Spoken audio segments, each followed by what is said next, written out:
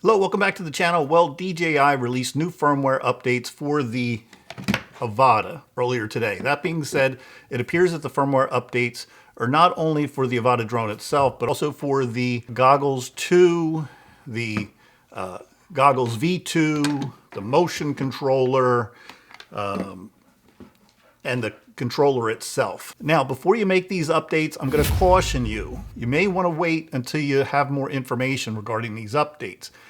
DJI lists 9 updates with this firmware, and the first one listed is added support for remote ID requirements in the United States. Yes, specifically to the United States.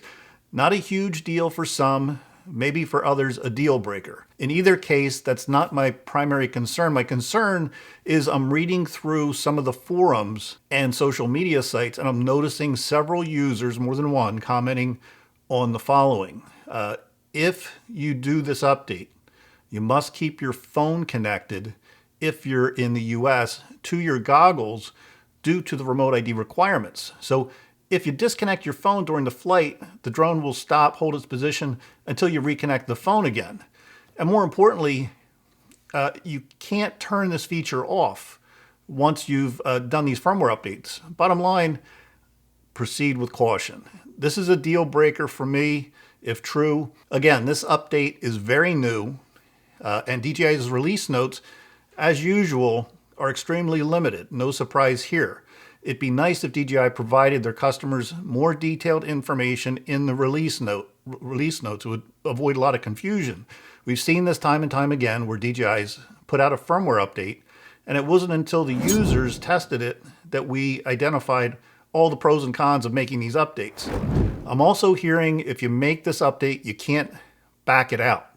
So again, a deal breaker for me. So for now, I'm going to sit tight on the version I'm currently running.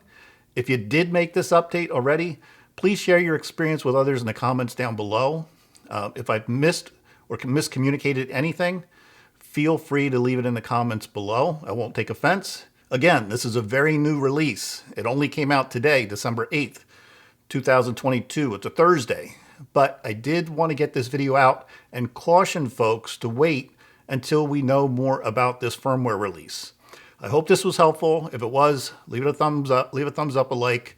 Again, comment below if your experience is anything different. We'd love to hear from you. It's a new firmware update.